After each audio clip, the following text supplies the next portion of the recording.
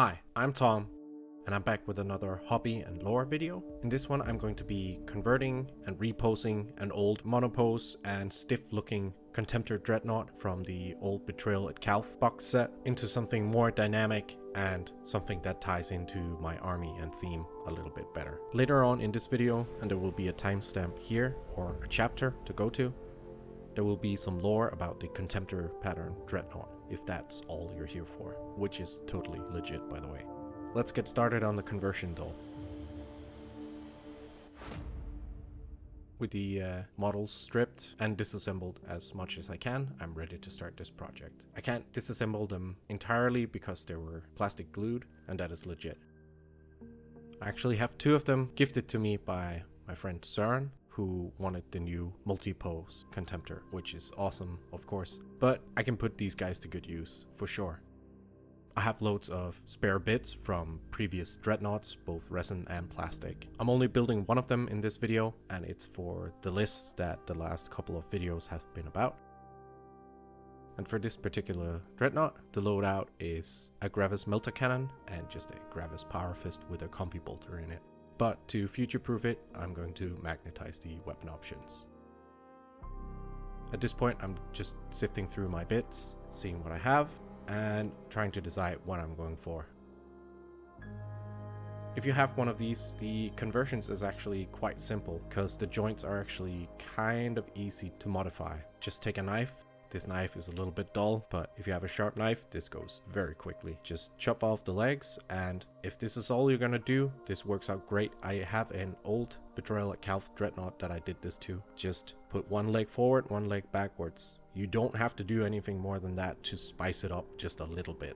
But I'm going to take it a little bit further than that in this video. And that is by separating the torso from the pelvis section. I'm just using a little bit of a saw right here to do that. You might damage the top ornament of the pelvis a tiny bit, but you should be okay. In my case, I'm going for a little bit of battle damage anyway, so I'm good with this. But just be aware of that if you're doing the same thing.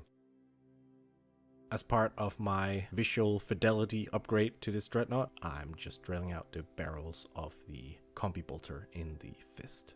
Sometimes I like to put a meltagun in that fist, but usually I like the cheaper option of just spending those points somewhere else. So combi bolter it is for this version anyway.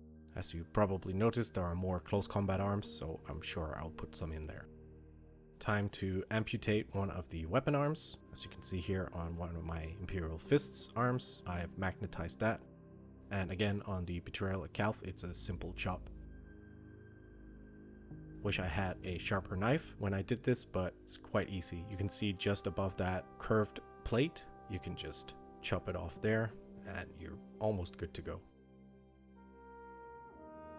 And as you can see here, almost have a multi-part kit now. That is way more posable, and just need to put a couple of magnets here. It's quite easy to do the weapon magnetizations. If you're trying to interface this with the new plastic Contemptor kit, it's a little bit more difficult as that curved weapon interface plate, there's only one of them, so you also have to magnetize that bit or pressure fit it if you can. It's a little bit more difficult. I managed to do it in this video, but I'm not going to spend much time on it. I want to take this conversion one step further, and that is by either posing or replacing the head. So I'm trying to be as gentle as I can with both the head and the cowling that it sits in. Turns out that I didn't need to be that careful with the cowling itself, as it is recessed behind another armor plate. The reason I'm trying to be careful with the head is that, first of all, I don't like to waste bits. And secondly, I don't think I'm ever going to be using it for another dreadnought, but it might make a neat bit on a base for someone to stand on a Contemptor head. When you first look at it, it looks like a difficult process, but it's actually quite easy. As long as you take a bit of time and you think about where your cuts are going to be, it's actually quite simple. I figured I could actually just saw in two different planes and just use a knife to gently get it out once I've sawed in both directions. At this point, it's just a matter of cleaning up the edges and making room for a new head. So let's address the elephant in the room before moving on. according to the 40k wiki, the occupant's head is actually not inside the helmet of the Dreadnought. I was unable to verify the source on this because they don't list their sources directly next to the entry, and I wasn't able to find this in any of the old black books. So not sure where that came from, but yeah. The occupant is actually housed deeper within the Dreadnought chassis.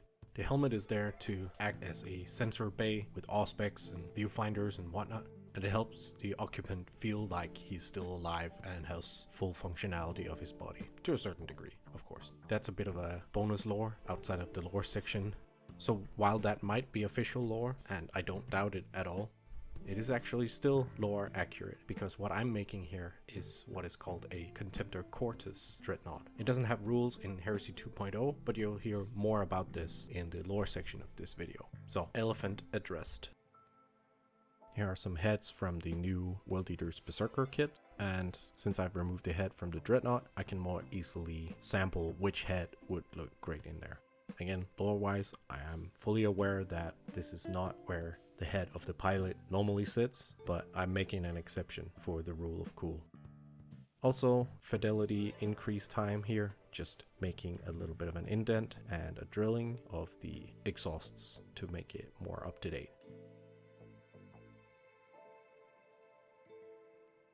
I also have to sort out the empty space inside of the Dreadnought since I've removed the head. So I'm taking a bit of plastic card and making a little bit of an enclosure so you can't see the inside of the Dreadnought. Here I've shaped it up a little bit. And here you can see first two parts of it glued on. I'll put some sides on those two triangle spaces that are left. So now it fits a head. Covered up the sides, they don't have to be neat as they're inside of the model. There we go. I think it's already starting to look very characterful. Now I got all of the torso section glued up, more or less. Time to figure out some of the posing. And since I have sawn it off, it definitely shouldn't be pointing straight from the pelvis. So there should be a bit of rotation. And the same thing with the legs. I want to make it have a little bit of a stride. To help both the model stability and to help with posing, I'm using a bit of cork to make some rocks. I'm using these rocks to support the legs, to have more contact points with the base, and to support the weight of the model on top. Which is not a lot, but still something. And since I can't pose the feet, I needed more contact points and to help support the weight of the model above it. Otherwise it would only be touching on the tippy toes and the heel. Now it's just a matter of figuring out the pose and waiting for the plastic glue and the super glue to do its thing. I'm using plastic glue on the plastic to plastic interfaces and super glue on the cork to plastic, both for immediate bonds and for long-term strength. Already here, it is a far cry from where it started out. No longer a monopose, but a dynamic pose. To be able to mount a magnet, I had to insert a little bit of plastic card to have a surface to mount the magnets on for this particular one. Maybe you don't need one if you have a Dreadnought from Betrayal at Calth straight out the box, but the way that I had disassembled this guy, I kind of have to do it anyway. I don't remember if I did this for my first conversion several years ago. And I just added a little bit to the base, so he wasn't just stepping on the two convenient rocks that were wherever he was going. Here I'm also inserting a bit of sprue with plastic glue into the fist, just to give myself something to drill out and mount a magnet in, instead of it falling into the cavity of the model.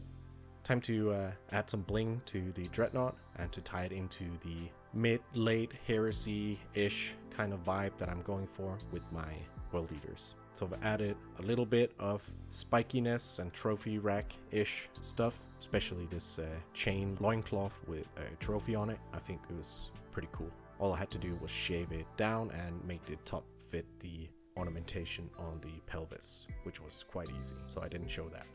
And we're slowly but surely getting there, making sure to have a bit of a twist in the torso, again just to hide its humble origins and to add to the pose.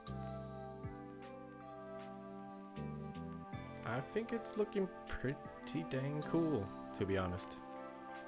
Especially from where it came from.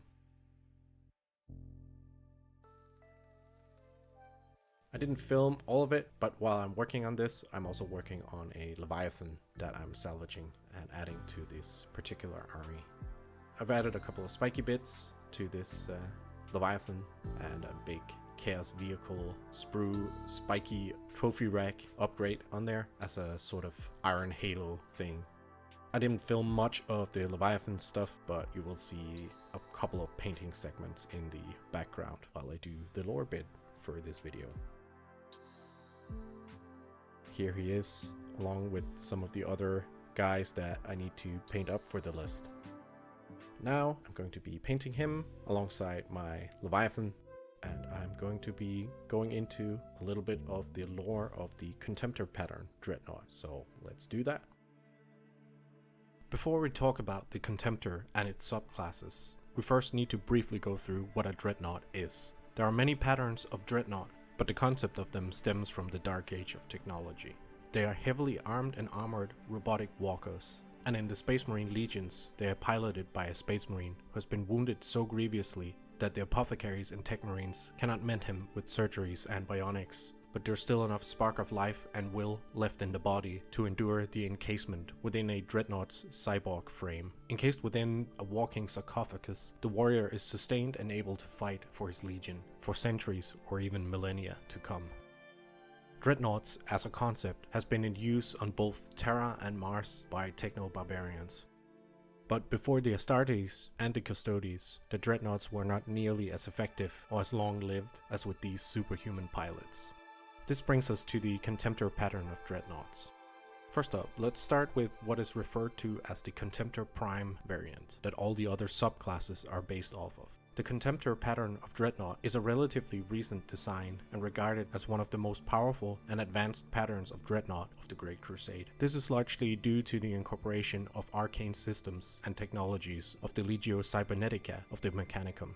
The compact atomantic arc reactor is key to many of the capabilities of the Contemptor, and more powerful than anything of its size in Imperial manufacture. The increased energy output of the arc reactor grants the Contemptor frame increased speed, strength, as well as defensive energy field systems.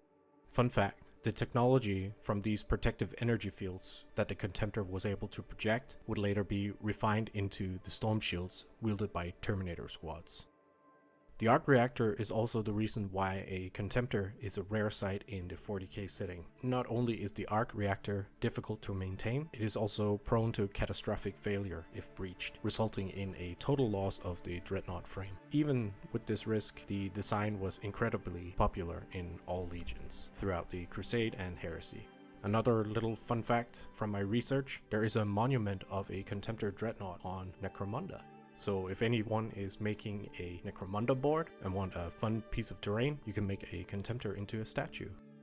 During the Great Crusade and the Horus Heresy, the Contemptor served as a spearhead unit in most theaters, and because of this spearhead role, the losses of these war machines were fairly high. The usage of the war machine brings us to one of the first subclasses of the Contemptor, and this is the Mortis subclass. It is a specialist variant designed to accompany the Dreadnought Talons as they stride to war in these spearhead formations. The role of the Mortis is to provide anti-air support and overwatch. Equipped with powerful weapons and auguries, able to track and lock onto multiple fast-moving targets. In addition to the weapons and sensors, the Mortis subclass also fielded heavier field projectors to take on the return fire from its prey. In the Heresy 2.0 rule set, the Mortis as its own entry does no longer exist, but is instead rolled into the standard Contemptor entry, with the different war gears able to be purchased. Veterans of the game might still call Contemptors with dual range weapons Mortis Pattern Dreadnoughts. Moving on to the next subvariant, the Contemptor Cortus, which is roughly what I'm making in this video. The Cortus variant is in many ways the wartime version of the Prime Contemptor. First created during the Olenor campaign as a means to keep up with the staggering losses of the Dreadnought chassis. Utilizing many of the same components and structure, but replacing many of the sophisticated systems with more robust and less potent ones, systems and components that could be much more easily produced closer to the front lines rather than at a distant forge world. The Cortus is known as a capable war machine, but it has a reputation for being unstable, with occupants much more easily succumbing to madness and showcasing barbaric tendencies.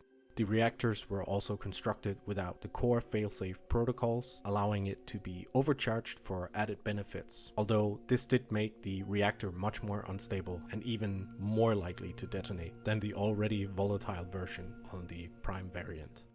To no one's surprise, the Mechanicum strongly disapproved of this design, and once the Ullanor campaign had concluded, most of the Cortus variants were decommissioned or put in permanent slumber as production of Contemptor Prime and Castoferum chassis production was able to catch up again.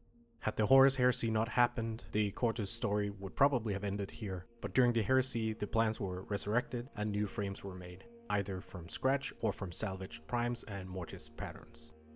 The Cortus is really the quote-unquote Mark V of Contemptors.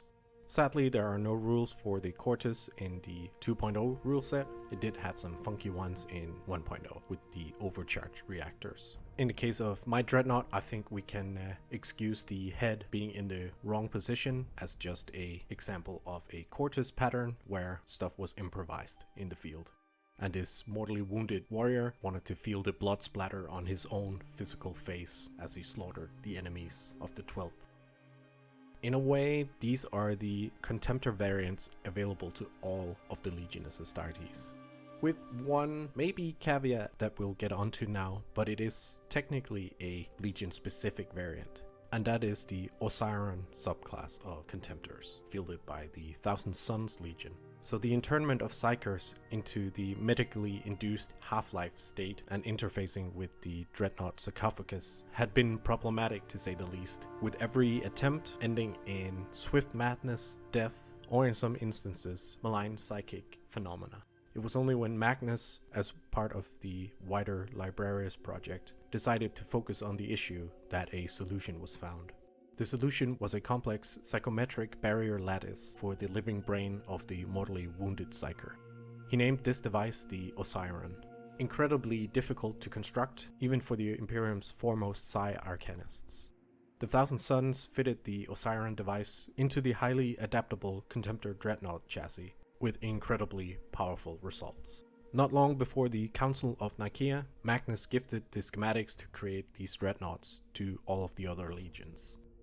But we don't see them in use in other legions. I guess they didn't like Magnus very much, or respected the Edict of Nicaea enough to not construct or use them. That is with one exception, possibly. The only other legion we see use Librarian dreadnoughts are the Blood Angels, one of the legions that stood with Magnus during the council and had a very active Librarius program. So I went back to my 5th edition Blood Angels Codex where these were first introduced. In the Blood Angels 5th edition codex, it says that the Librarians are interred into Furioso pattern dreadnoughts, many of them wearing the scars dating back to the defense of the Emperor's palace. So maybe they decided to use this Osiron device before or during the siege and putting it into a Castoferum chassis instead, as they were easier to produce. Just a theory, nothing to back that up, but it is a possible link. Both the Blood Angels and the Osiron Dreadnought of the Thousand Suns are able to use psychic powers as well as use a Dreadnought-sized force weapon, in addition to other relevant Dreadnought war gear and systems, of course. Speaking of the Blood Angels, the Incaendius subclass of Contemptor Dreadnought is only produced in the Mechanicum Enclave on the surface of Baal's first moon, under treaty with the Great Forge of Anvilus. The Incaendius subclass mainly differs in one key aspect, and that is the external single-burn magnetoplasma booster engine secured to the back of the chassis. Its retrothrust enables the Dreadnought to decelerate from low orbit drop or to propel it into a leap with significant velocity despite its immense bulk. Within the Blood Angels, the Incaendius serves as a shock assault unit, clearing heavily contested drop zones with its armaments of flamers, prototype assault cannons, or the unique to this frame, Talons of Perdition, clearing the way for infantry to follow in its wake. That brings us to the end of the Legiones Astartes unique subclasses for the time being anyway. And on to the Legio Custodes. It is rare for a Custodes to suffer injuries that they cannot fully recover from given enough time. But in case where the body has been destroyed beyond healing and repair, a Custodian may be interred into a Dreadnought sarcophagus, just as an Astartes. The Achillus subclass of Contemptor is in many ways similar to the more common Legionis Astartes variant, although the Achillus variant is more advanced and with unique war gear, such as the Achillus Dread Spear, to mirror the Guardian Spears of the Custodian Guard. All of the war gear and systems of the Achillus are artificer made by servants of the Imperial Court. And lastly, we have the Galatus. The Galatus is itself a subvariant of the Contemptor Achillus, intended to be an anchor point on the battlefields. In many ways, the Galatus is similar in role and war gear to the Sentinel Guard formations of the Legio Custodes, in that it is armed with a massive power blade as well as an oversized Presidium shield, making it a defensive powerhouse. That about wraps up the main variants of the Contemptor and its subclasses. I am sure there are more and obscure ones that I have missed, and certainly very notable characters entered into a Contemptor Dreadnought chassis, but that's beyond the scope of this video. I had a great time refamiliarizing myself with these variants by reading through the old black books. I hope you had learned something, or maybe got inspired to build or modify your own Contemptors. So while I wrap up this video, let's have a look at the result of my Contemptor and his big brother, the Leviathan. And here are the final results. I think they both turned out great. I especially like the Leviathan, even though I didn't have much of an option of changing his loadout. But I don't know a more thematic loadout for a World Eater Leviathan anyway. Since I mentioned that I did a Betrayal at Calth Dreadnought repose before, I just included this guy from my Imperial Fist collection as another example of this type of conversion. It's a little bit out of date with my painting style for that army at the moment, but I'm sure I'll get to touch him up at some point soonish. Here we are, all three Dreadnoughts that I have for my World Eaters at this point in time. A Castoferum, a Contemptor, and a Leviathan. If you watched all the way here, thank you. I don't think I'll ever be a guy that asks for your subscriptions and likes and comments. So instead, I just want to thank those of you who've opted to do so. It really means a lot to me that you have found something that resonated with you in my work.